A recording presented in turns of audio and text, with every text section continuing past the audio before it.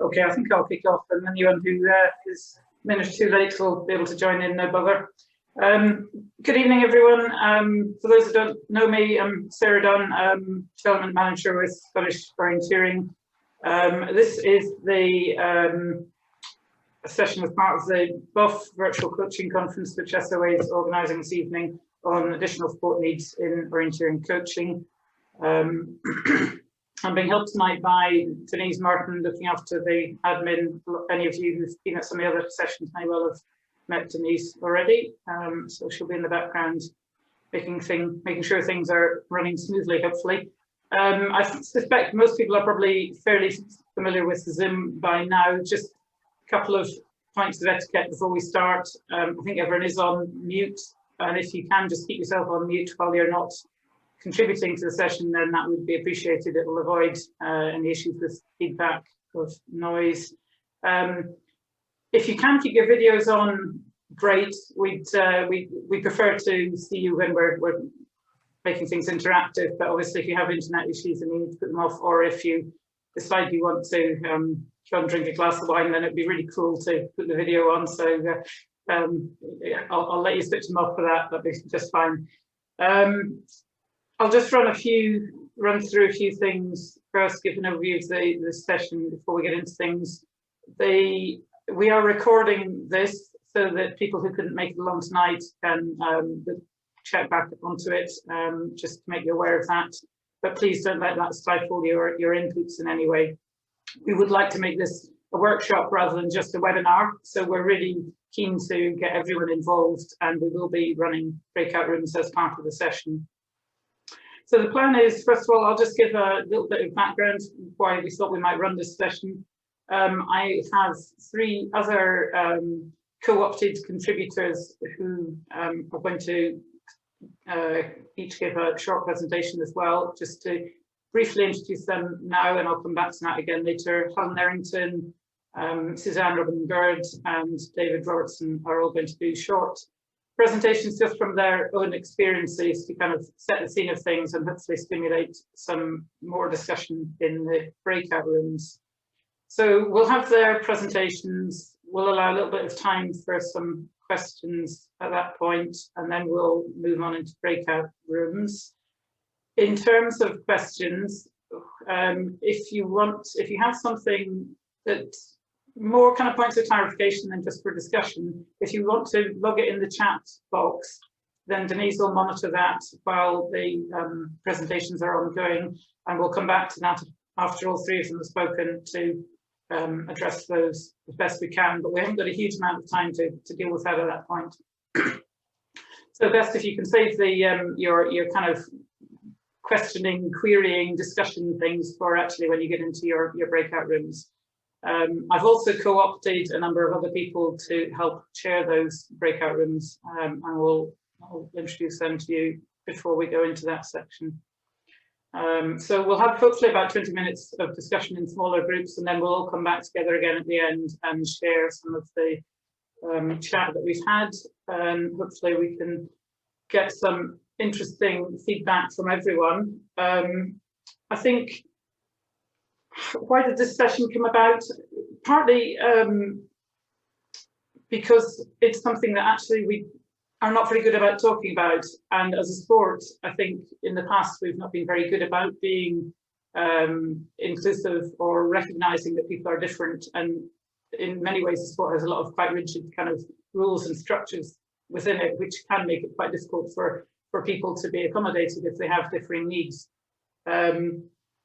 Yet there is actually a lot of anecdotal evidence from those of us who've coached for many years that orienteering can appeal to people who are a bit different, and sometimes they do have different needs that we need to take into consideration and be able to support.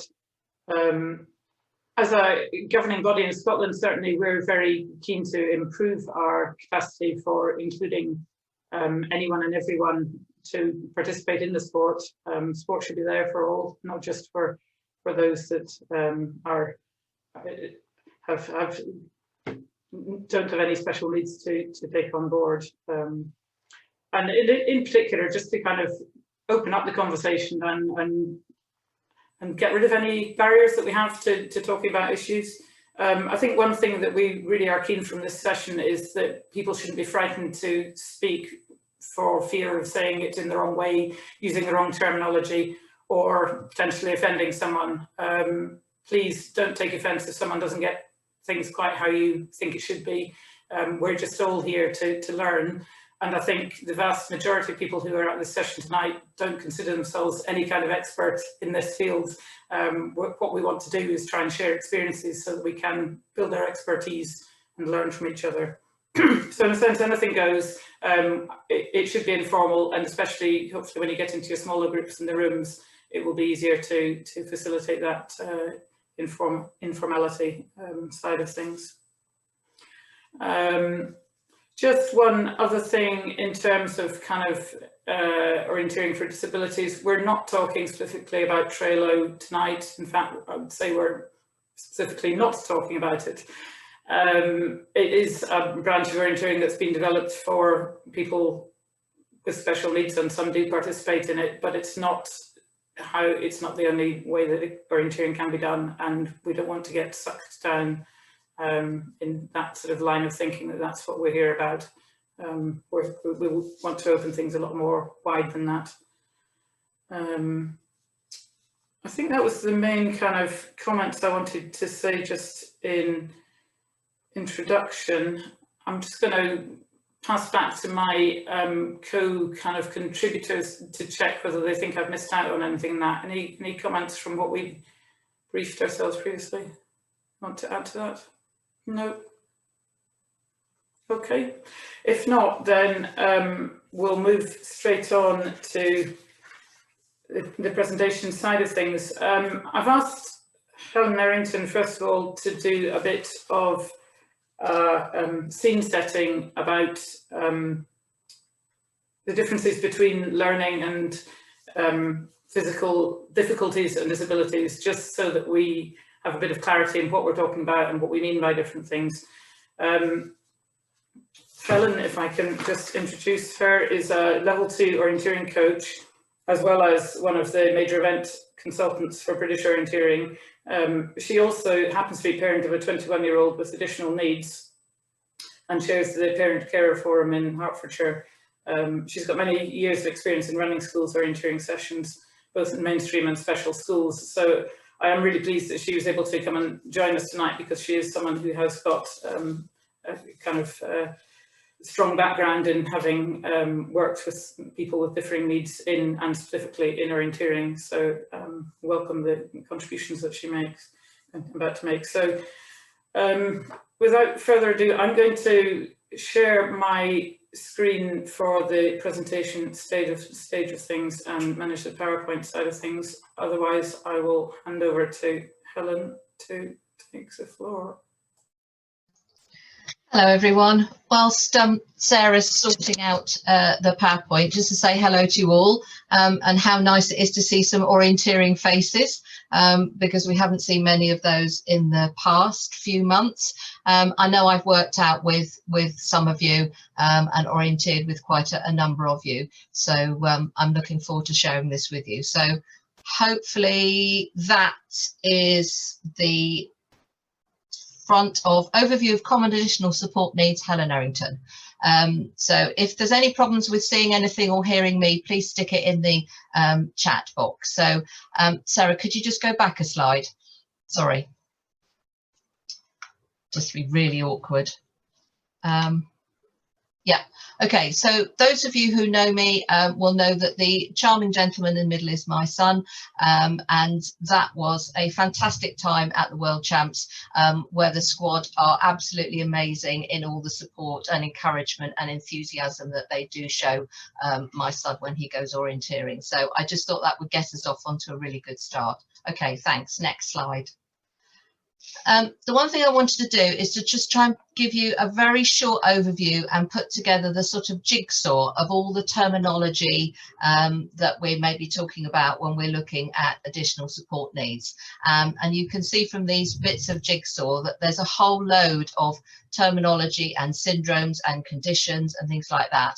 I'm not going to explain every single one of them to you because we're going to be here all night, but I just wanted to give you a very small overview of some of the terminology. Next slide, please. Okay, so SEND, it stands for Special Educational Needs and Disabilities, and it's a term that's really common in education, and that's something that you will hear all the time. And you can see there that there are 4 broad areas of SEND that people consider in education, and I think it's just important to have a look at those because they will be some of the issues that people with additional support needs will present when they're coming to coaching sessions and taking part in orienteering. Next slide, please.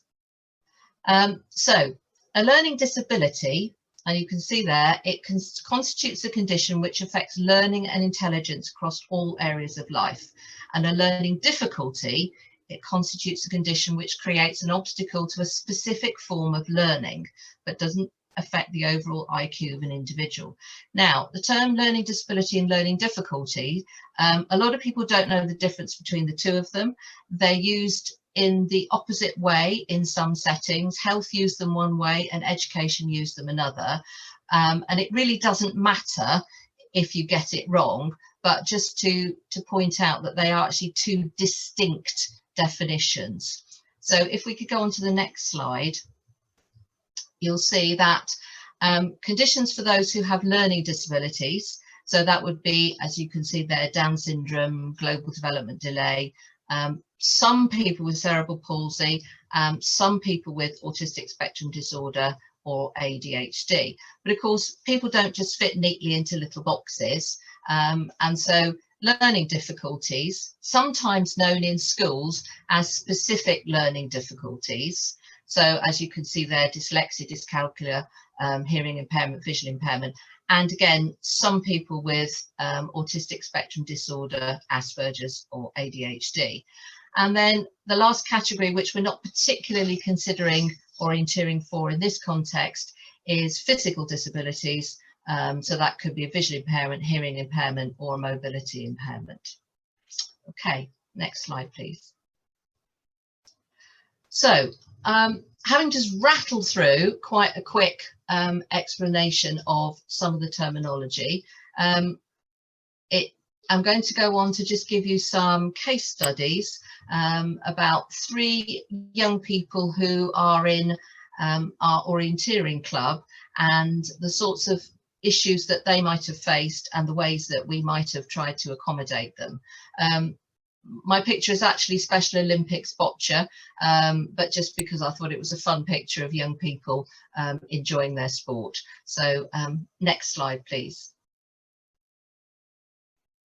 Okay, so 3 people. Now, some of you will recognise Tom, Dick and Harry as real people in the real world that you've seen out orienteering.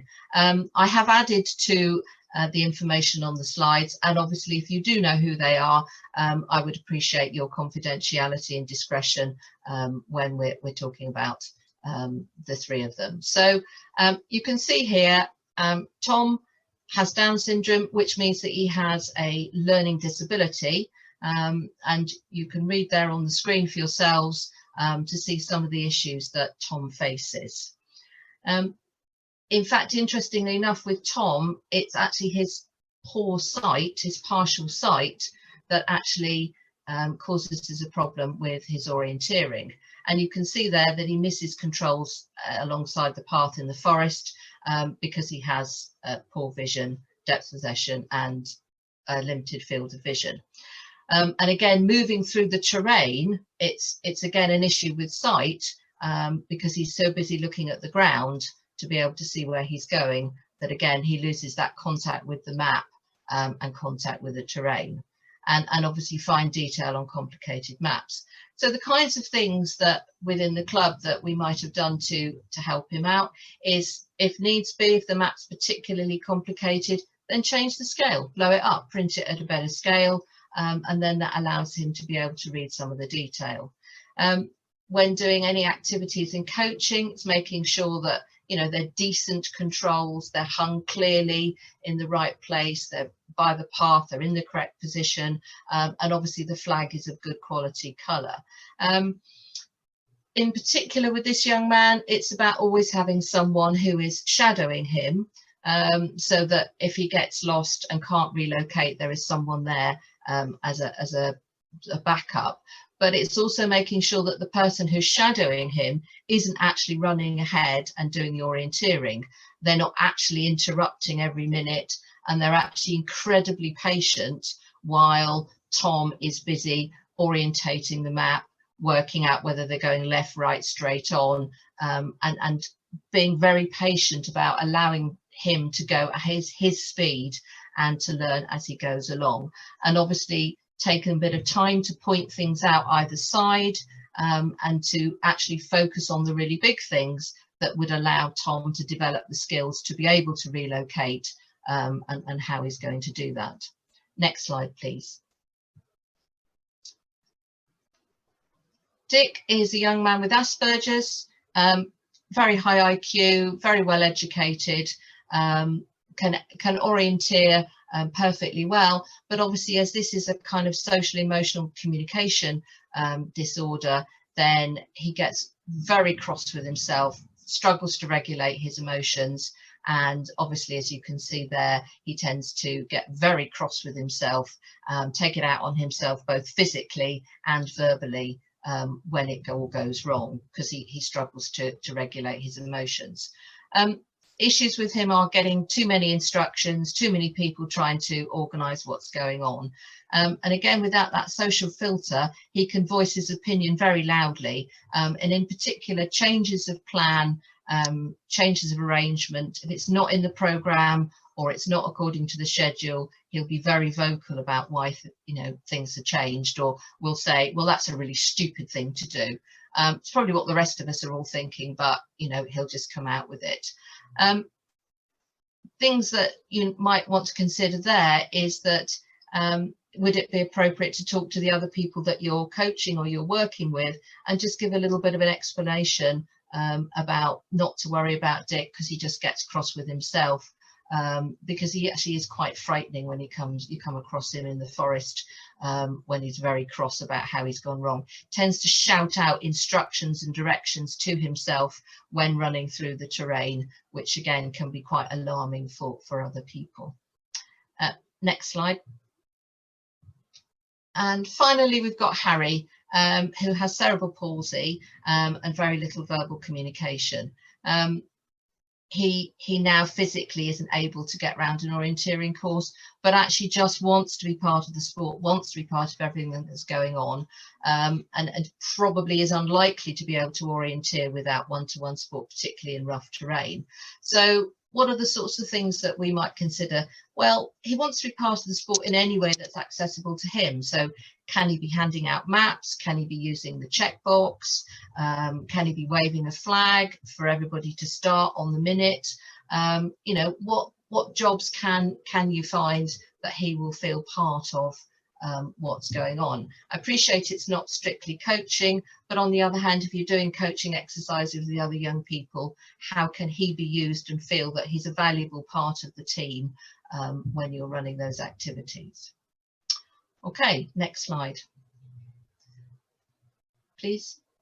And finally, just to say that within British schools, there have been some changes in the rules over the last 10 or 15 years. I struggle to remember how long I've been involved with it, where actually running in pairs is a legitimate activity up to a certain year group, and also being shadowed, someone who has additional support needs or special needs within the school context is allowed to be shadowed for safety reasons and still be a competitive part of the British schools competition.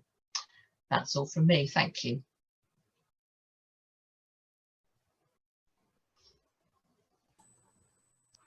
Thanks, Helen. Sorry, I was just struggling to unmute myself there. Technology challenged. That was excellent introduction, and I'm really nice to sort of hear 3 different kinds of people that you've worked with, and some of the things that you've had to consider and take on board to work with them. And I think a thing that is going to come through this evening probably quite consistently is the need for that kind of individual attention with different people, because everyone's needs are different. So we can't just come up with a set of guidelines for this is what you do. It has to be very much person-centered. And I think that's something we probably need to discuss about how we can manage to facilitate that in different situations. Okay, next up I've got Suzanne Robbins-Bird is going to contribute for us. Now Suzanne started off teaching orienteering in a boarding school where she was working, and she's been a club coach with Invoc for 7 years now, level 2 coach. As well as coaching in the club, Suzanne's done quite a lot of work in her local community and with schools, including working with one local special school and also in summer activity programs.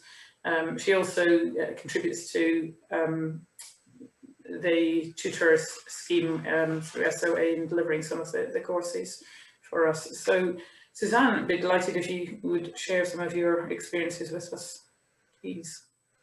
Well, thanks very much, Sarah.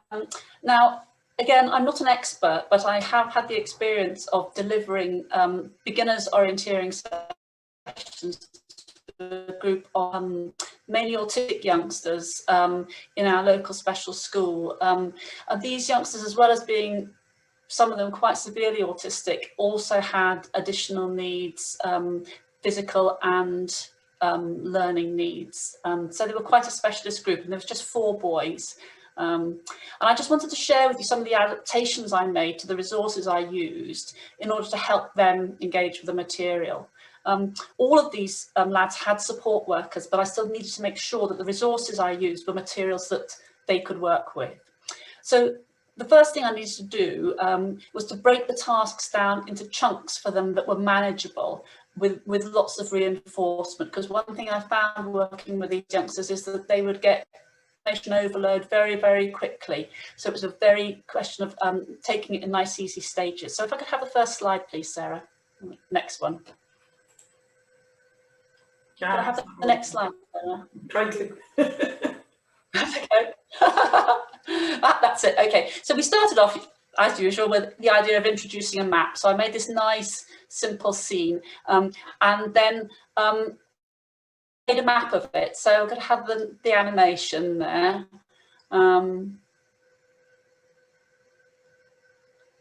Click. Yep, there it comes. Okay, so you can see that I have mapped. So I picked this idea from the trio, and but I simplified it. I simplified the scene, and in fact, the trio has about 12 map jigsaw pieces that go on that, and I actually just made it into 6 pieces. So could I have the next slide, please?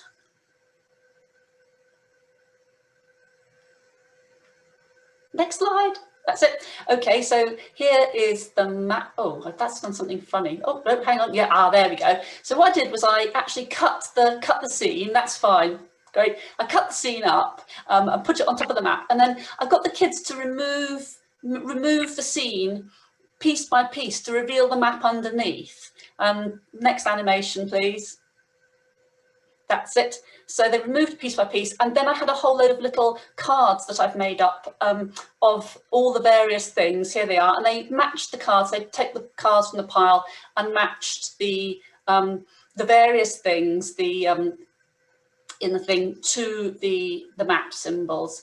What I found doing this was, rather than doing lots and lots of talking, having the cards was great, because it meant that I could show them, give them visual clues and model what I wanted them to do, rather than having to do lots of talk, which again, a few of them found overwhelming. So that's how we introduced maps. Great. The other thing was, at this point when we were doing group work, which we did quite a bit, was to be aware that quite a few of them, or there was one little lad in particular who often couldn't work with the group if he wasn't in the right frame of mind. So I always used to take along an extra extra set of resources so that he could work on his own with his support worker. So that was important. Right, could I have the next map, please? Next slide. Thank you. So the thing was, we did some simple courses in the school grounds, and again, I wanted to really simplify it down. So instead of using a conventional control description, I just used the very simplified control description that you can see there. Found out in advance from their teacher that all these little lads were keen on animals. So sea animals in particular, one lad liked Pokemon, one little lad was wild about Pokemon. So I used animals instead of control numbers, and just pegged them onto the kites there and put the little animal pictures onto the control description, so that all they had to do was find the number on the map, find the animal on the control, and then they actually used, I was really worried about them using pin punches, but they were absolutely fine with pin punches, and then they just punched with a pin punch in the blank square. If I have the next animation, please, Sarah. And then we took it one stage further. So once they'd managed to do it with no additional information, the next thing I did was added a symbol to it. So, and they loved the symbols. I didn't use textual control descriptions at all. I just went straight to the symbols, which they were actually much happier with. Right. And the other thing I found was that we did the first couple of courses within the school, and within a really small area, I was actually able to get about 4 or 5 different courses, and they tackled them with such enthusiasm. I was really quite overwhelmed, actually. Okay, could I have the next slide, please? Okay, so then we went out into the local park, and I just kept the theme going with the simplified control descriptions, but this time we were actually on a proper orienteering map. I used a hand-drawn map of the school to do it. Here again, I've just got the little Pokemon symbols and the little animal symbols, and we started off with a simple star exercise, which they all coped very well with. Next time we went out, but have the next little animation, please, Sarah. That's it. We then progressed on to loops, and again, you can see a couple of a nice little sea monster there that one of the lads was particularly attached to, and that was where we went on. That's really it. I just wanted to make a very quick session there. I mean, I did about 10 sessions with them all together, but that's just a few of the resources that I adapted that particularly brought out those points. So just to go over those points once more, break tasks down into manageable chunks, use visual cues and modelling rather than lots and lots of talk.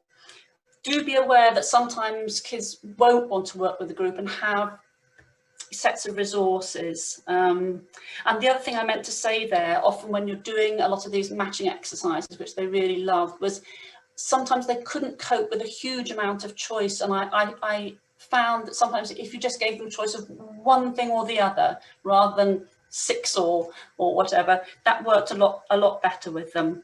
And finally, just use their own interests like Pokemon or animals or whatever it is, just to personalise the resources so that they engaged more with them. Right, that's back to you, Sarah. Okay, thanks, Suzanne. That was great. I think some really nice kind of just examples of practical things there that you can do just to help make it more engaging for people, and especially I think I like the idea of finding out what it is that grabs them and somehow bringing it into session as being something that's going to get their interest and get them involved in what they're doing. So yeah, thank you very much for those tips there. And I will, well, presentation responding to me. Okay, and the last of our short presentations is going to come from David Robertson. David's a member of Edinburgh Southern Orienteering Club. He's also a level 1 orienteering coach.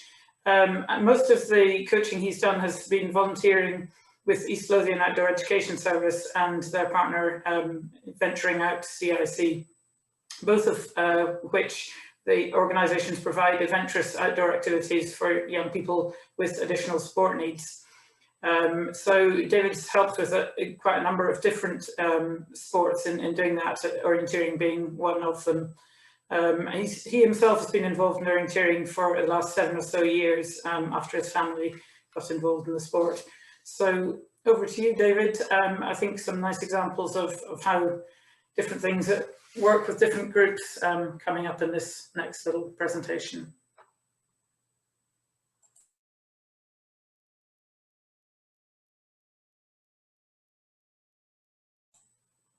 You there, David?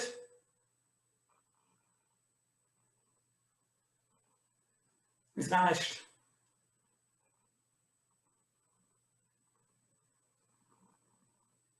I can't.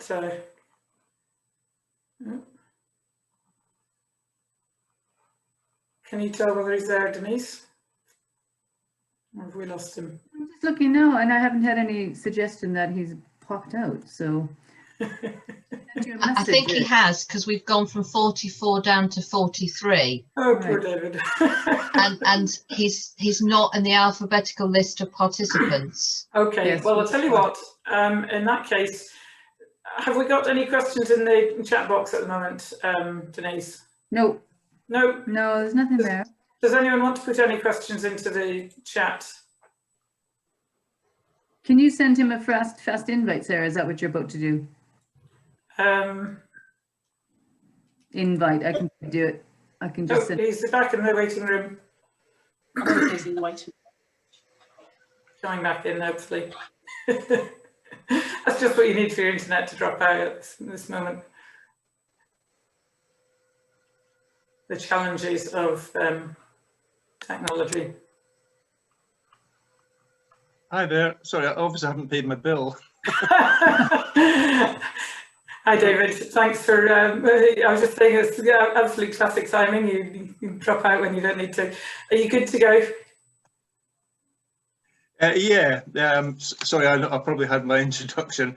Yeah, so I have introduced you. So if you're happy to fire ahead, then let's go for it. Great. Yeah. Hi, everyone. Yeah. As Sarah said, that I'm a volunteer with the local outdoor education service, and most of the coaching I do is really at the introductory stage of the sport, mainly to primary age children, covering the fundamentals of orienteering. And this is where I come across individual children with additional support needs in a group of mainstream pupils. Most times when a class arrives, we're not even made aware of any additional needs in a class, but sometimes children will be accompanied by a teacher or a parent to a session, which helps greatly, because if you're delivering to the masses, it's helpful to have someone who can help by adapting your briefing and the shadowing an individual. It's probably fair to say that most of the people in the group, you will have a few more that you're not even aware has any difficulty. I also run an active schools orienteering group, and in each block of 12 children, every time I've ran the sessions, I've had at least 2 participants who have been marked down as having additional support needs, but I normally get that information minutes before my first session, and it's usually in the form of a note saying has a learning difficulty, nothing more than that really. So I've had to be, as we all have had to be, flexible in the way you deliver. Some examples, I had a primary 5 boy with autism who was a selective mute. He has social anxiety disorder.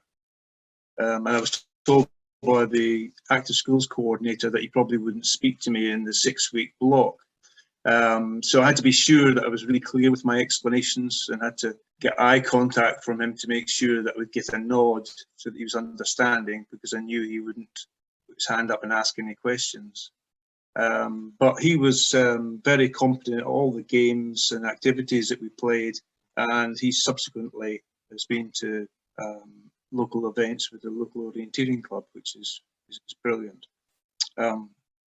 Another example I had was a primary 5 boy who, when I was briefing the class, he wasn't paying attention at all and not listening to the instructions, kept on going across to the teacher, who told me that he had autism and ADHD and probably wouldn't participate.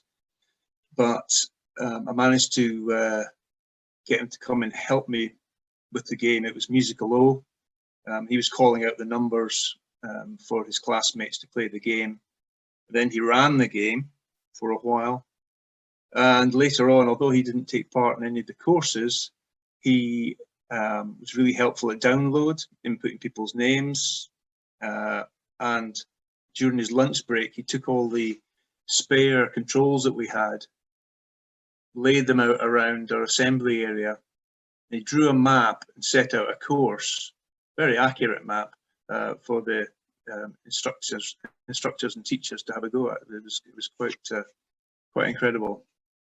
And another example, which has been dealt with already, a girl who was only able to take part as in a level playing field with a map printed at A3 with text size and control descriptions, but she was able to continue and carry on with the activity just in a level playing field.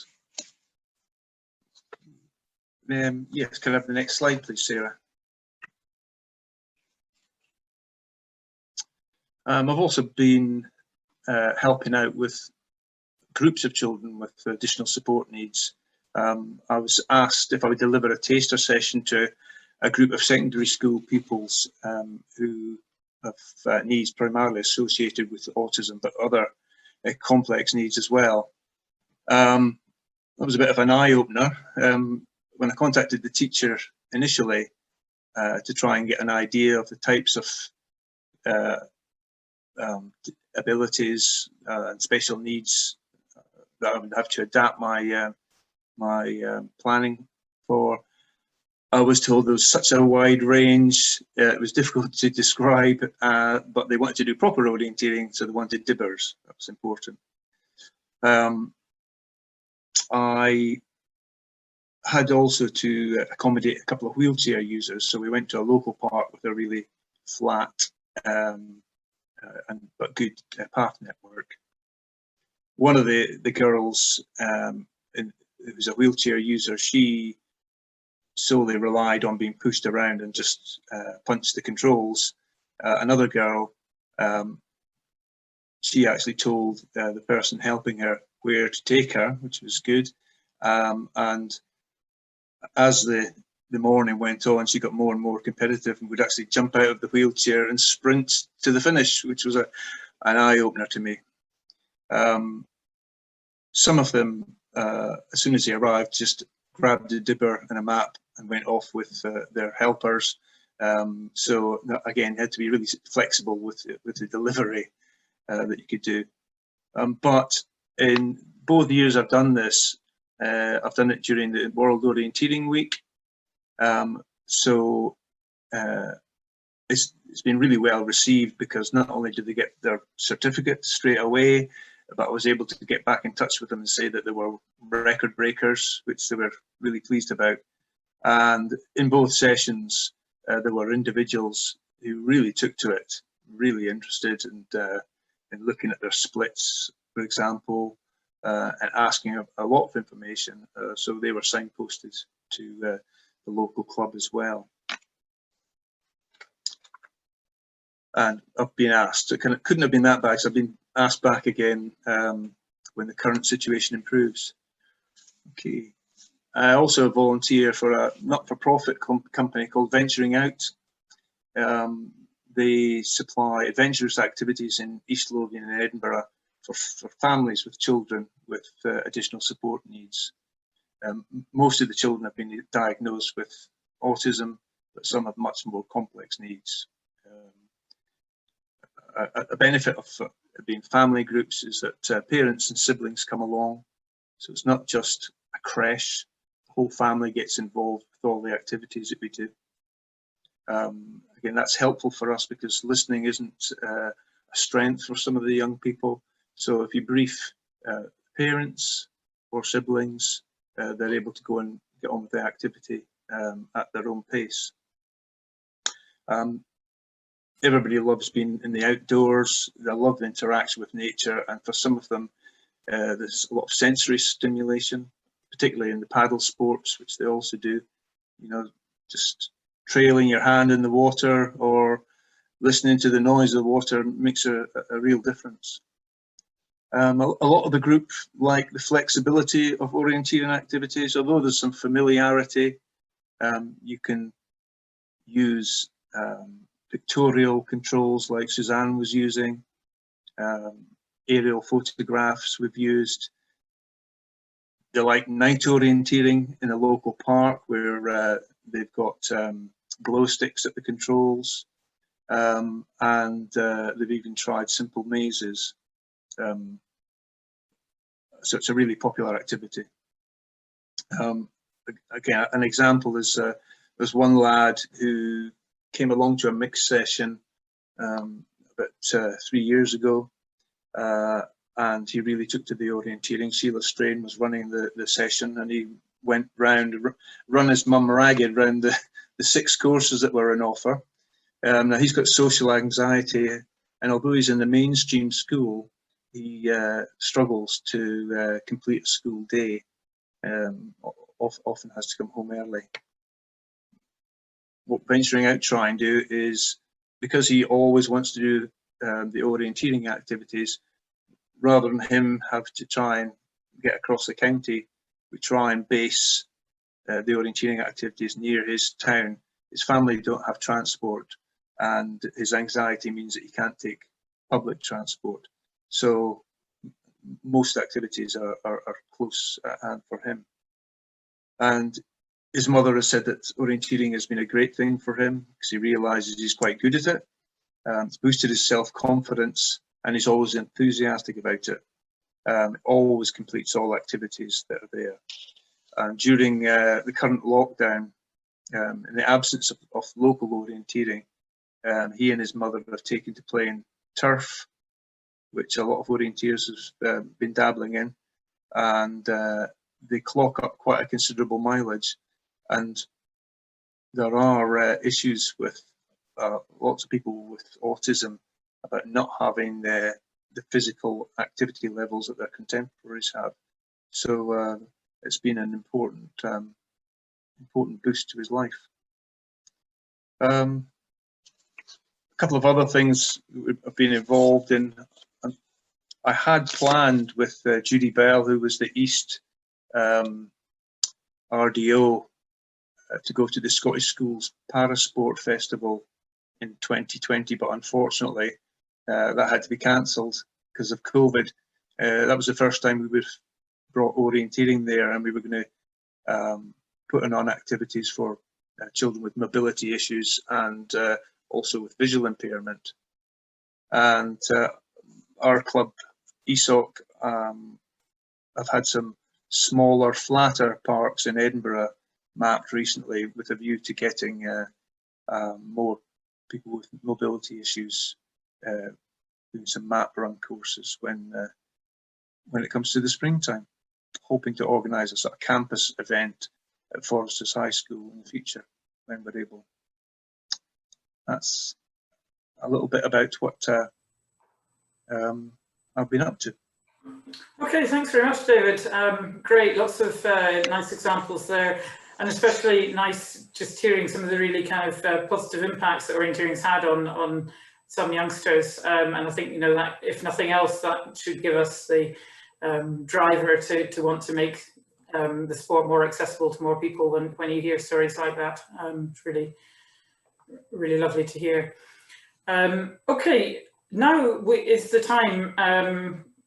Quick time for any questions, Denise. Have we got anything that's popped up? There's just a few in here. What is turf? That's what David just referenced. David, what is turf? I was going to ask the same question. It's a game. Yeah, turf is something that's swamped ESOC. People are going mad for it. It's a smartphone game. It was originated in Sweden, and it's basically like a 24/7 score competition. I see Nick, who seemed to be a bit addicted last month, has put on the link to the website. Yeah, it's like a huge score competition. You go around, try and claim zones, and get points for the zones you take. Basically try and collect as many points as you can in a month. You can play it very, very seriously, or just make sure that you collect the zones around your own house. But it's a distraction from orienteering. Just one other question that's popped up. Nicola has asked, David, when you said brief family group rather than group as a whole, do you organize sessions to enable individual briefings? Not with venturing out. It's very much a family-based approach. In fact, during lockdown, I've not been involved in this because it's reduced the number of activities, but they've been getting the parents to come along and do outdoor activities to get them more confident in taking their children out, making it much more sustainable. Like, for example, just days out, trail cycling, hill walking, getting a bit of hill navigation. So it's when people. The other thing is that people turn up, at different times during the day. So what we try and do is get them active as soon as possible. So it's not really an individual briefing. It's to the group. Okay, hopefully that helps. Thank you. Okay. There's nothing else coming in.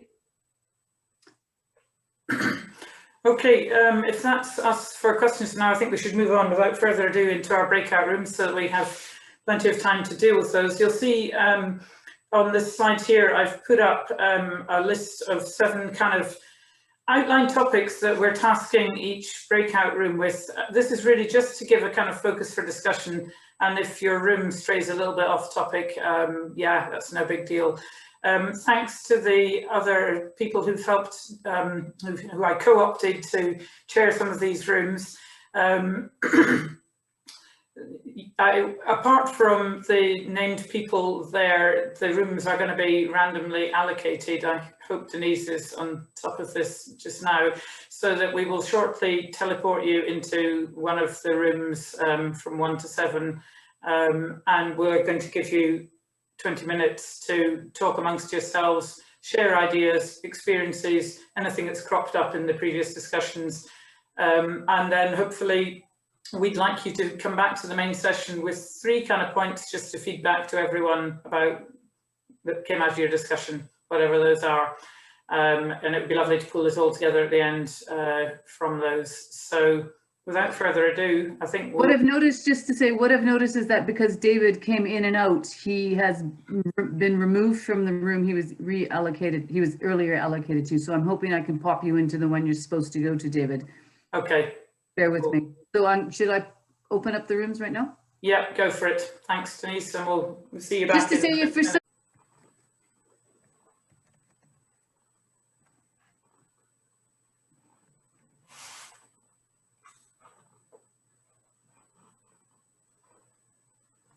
Okay, welcome back, everyone. I think everyone is now back out of the breakout rooms. I hope you all had some interesting discussions in there. I just popped into each one just to very briefly listen in. Sounded like there was some good discussion going on anyway, so that's the main thing. Hopefully each room has identified someone who's going to feed back to us, so we'll just go around in turn. Got a couple of minutes to just cover the key points that you made. I'm not sure how much summarising I'm going to try and end up doing here. Maybe there's probably too much information to try and pull it together, but as we have got everything recorded, it will be possible to revisit and pull things together afterwards. And I'm certainly quite keen to try and pull together a bit of a kind of summary paper from the whole session, just to set some of the things out that people have talked about and the kind of main findings. So if we don't manage to successfully summarise, précis it all at the end, then that can be done subsequently. So without further ado, room 1, which was Hamish's room, who's going to feed back from there? I'll feed back. Okay, can you hear me? Yeah. Yes, thanks, Hamish. Right. Yeah. Yeah, we've got 3 points. The first one, which our discussion was about how can we make orienteering more inclusive. Well, the first point is we've got to actually tell people that it can be inclusive. I think advertise it. Very, very few people actually realise it's inclusive.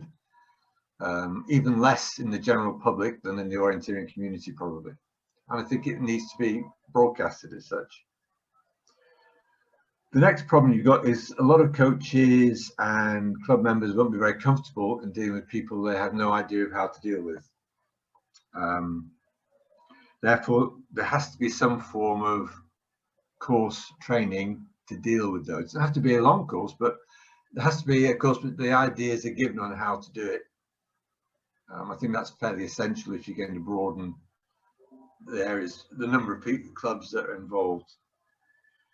And thirdly, some sort of certificate scheme, so that there is a track for people with special needs to follow. This can be started at a very, very basic level, like being able to hold the map in the right way. That's the first point, sort of thing. So they get rewarded for moving along a track, which will actually then develop their skills very gradually, but will develop their skills. It's done in other sports, apparently. I've got the idea from trampolining. So not only are you motivating the person with special needs, but you're also, the family can understand, because the thing we have to remember is the person with special needs, their family does not understand orienteering either, probably. So it's a bit of you have to make it accessible for not only the person with special needs, but a family who doesn't understand orienteering. So you're going to have to get at least one parent involved, and probably another sibling involved, and it's got to be accessible to them as well as the person with the special needs. Those are our 3 points. Okay, thanks very much. That's, I think, 3 extremely useful, salient messages there. And yeah, I would hope that in terms of the education side of things, yeah, totally agree. And hopefully kind of tonight's session actually is a first step in that direction in terms of just getting people talking about it. And even if we're not in a position where we have kind of formal kind of tutoring of what to do, if between us we can start discussing these things, then we can learn from each other and broaden out that kind of education. So great stuff. Okay, room 2, Kirsten, who's feeding back from there?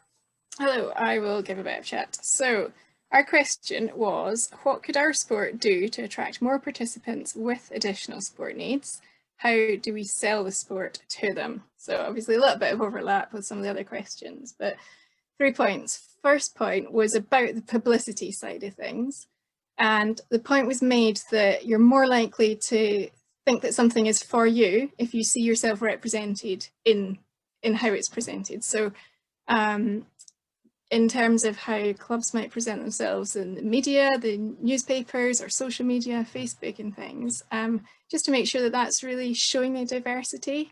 And especially making sure that you sort of balance out what is not as represented as you want it to be. So maybe if you do have a special needs session or something that shows that it's diverse, make sure that those pictures or stories go up so people can see it as well. A little suggestion was made, maybe we could do some videos, like little YouTube things of case studies that would cover everyone, from the elites to the older people, younger people, and people with additional needs. Again, just to show that everyone's there. So maybe someone wants to take that project on. The second point was, how do we, it was just another idea of how to engage more with the special needs community, would be to actually build up a relationship with an organisation that has a specific involvement with them.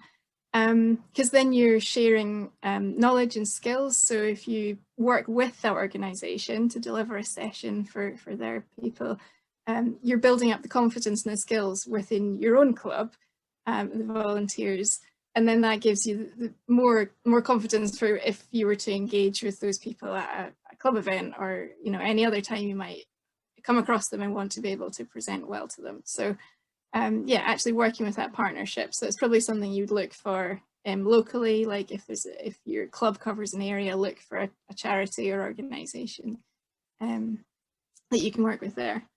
And then the third point that we were discussing quite a lot was at club events, if somebody turns up, just how to make sure that the experience they get is really appropriate and encouraging and rewarding for them. One of the big points was make sure that you've got enough helpers so that they can have that support that they need. So if they need something explained at a slower pace, that you've got somebody sort of almost dedicated that can have that conversation at their level. So rather than the temptation to run an event with the bare bones volunteers, because it's hard to get people to do stuff, but just try and make sure you've got more capacity so that you can accommodate anyone who might come along that needs a bit more support. And the other idea, I really like this, at club event, so one of the clubs in Northern Ireland do this. They have a cones course in their sort of assembly area space, properly with electronic timing, so it can be quite competitive, but it's also a really safe and easy to introduce activity. So families or anyone that turns up that you don't know them, you don't know their ability, you don't know their needs, you can get them started on that. And in that, you can give them an experience that is valuable in itself, but also make a judgment of how to then take it forwards for them and whether they need more support or how to progress.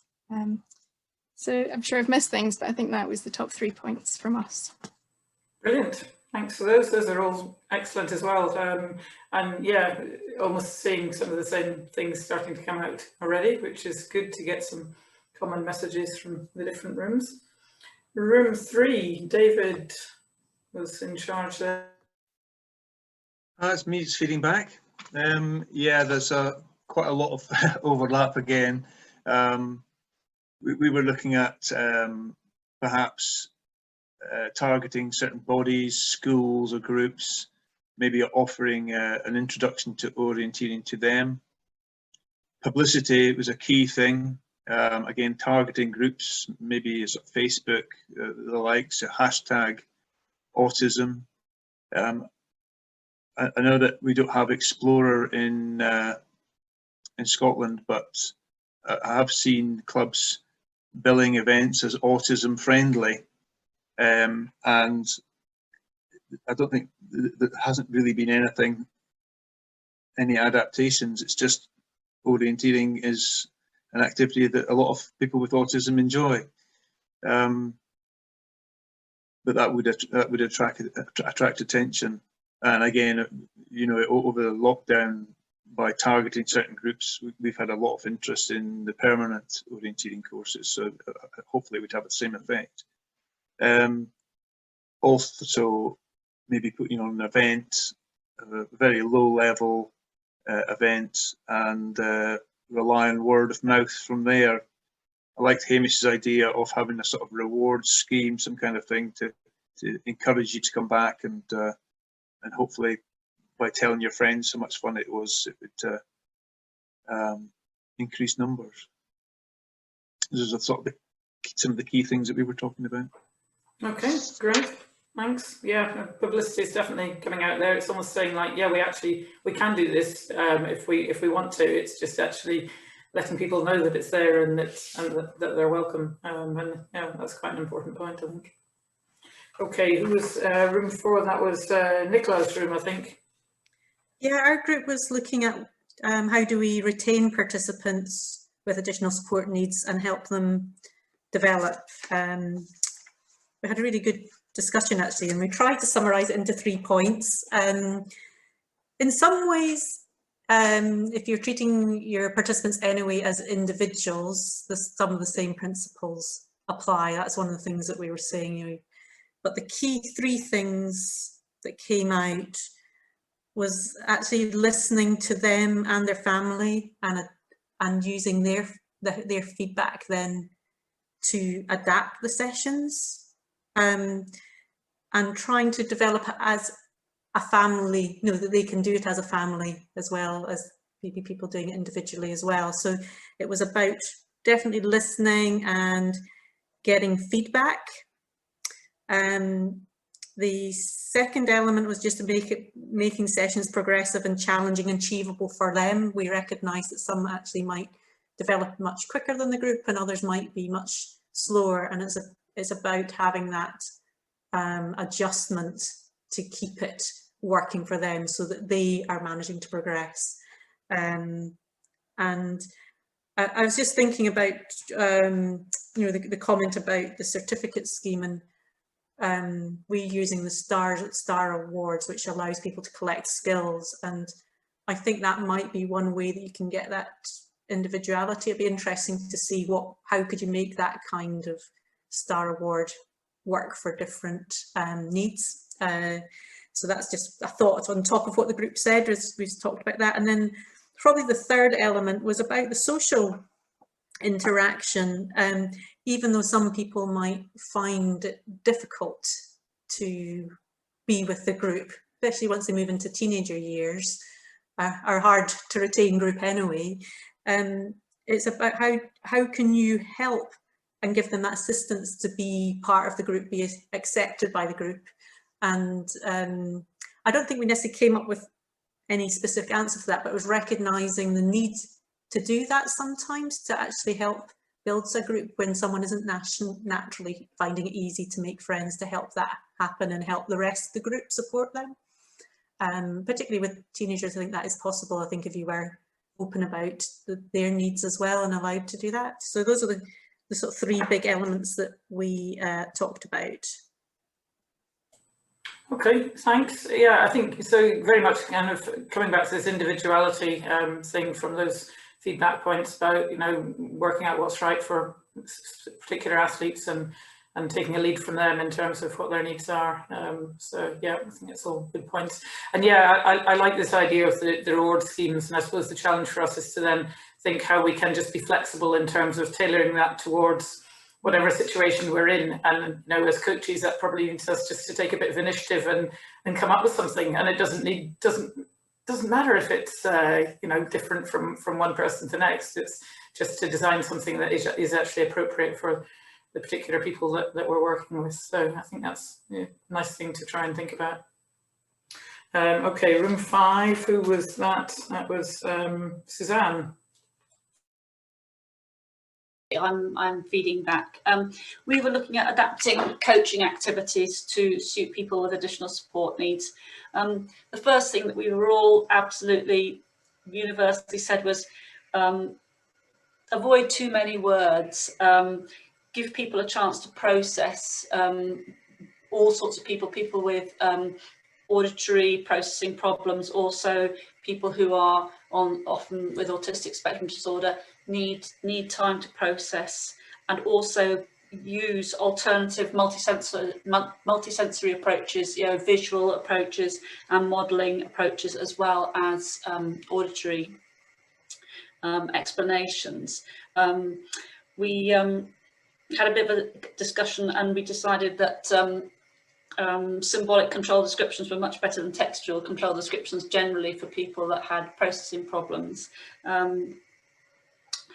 So the next point was that we thought that you have to make a special effort to ensure that people have included every step along the way, and I think quite a few people have touched on this point as well, of having a progression, a simplified progression, and that there are no steps that have been missed out, because otherwise people will find themselves struggling and start falling by the wayside. And then again, at the same point that Nicola made, really, we thought that the social inclusivity was another very important point, and that we should recognise as coaches that different people have come to orienteering with different aims. Some come along just to enjoy themselves and get out in the fresh air, and want to go along at their own pace.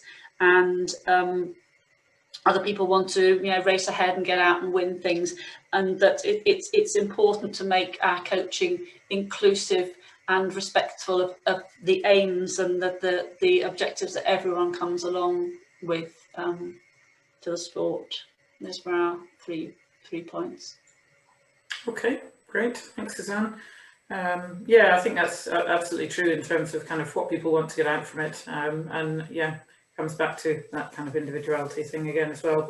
But yeah, recognising a need for some sort of social inclusivity in potentially different formats according to whatever the situation is, I'm sure is important all around.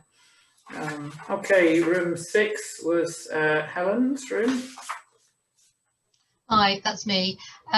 We had the question of what reasonable adjustments could the sport of orienteering make to better accommodate those with additional sport needs. But we did actually sort of go all over the place. So we've got 4 points actually. First of all, a really good point was actually we could make an effort at mapping a whole load of local parks that most orienteers would think were very flat, boring and not very interesting, but actually for people who had mobility issues or perhaps social emotional issues, particularly like the lad that David talked about who wanted to go somewhere local and familiar, that actually making map run courses and making mapped parks of those that we consider to be quite boring and local would be a good step at being slightly more inclusive. Also considered that in fact, and COVID arrangements have actually sort of answered this issue, is that sometimes at the start and the finish orienteering can be quite crowded and quite noisy with lots of beeps and people massing around and sometimes being a bit officious. And in fact, at local events with COVID arrangements, they're much quieter, they're much more spaced out, much more socially distanced. And in fact, that actually may well accommodate people with additional needs in a way that, you know, maybe the start at some events hasn't. We also very briefly talked about whether or not local events could consider team categories, or whether or not being shadowed automatically makes you non-competitive, depending on the course and the technical level that you're on. Because what are you actually competitive in if it's a white course and there's no prizes, points, medals, trophies, or anything. So that was one thing. And then the last point, sorry, I've got 4 here, is that, and it works both ways, if you're running a coaching session, asking in advance if anyone has any additional support needs and how that they might be accommodated. But also when planning events, if you're doing a white course, consider whether people actually would be doing it with a buggy or a wheelchair, and maybe not have it going down a set of steps.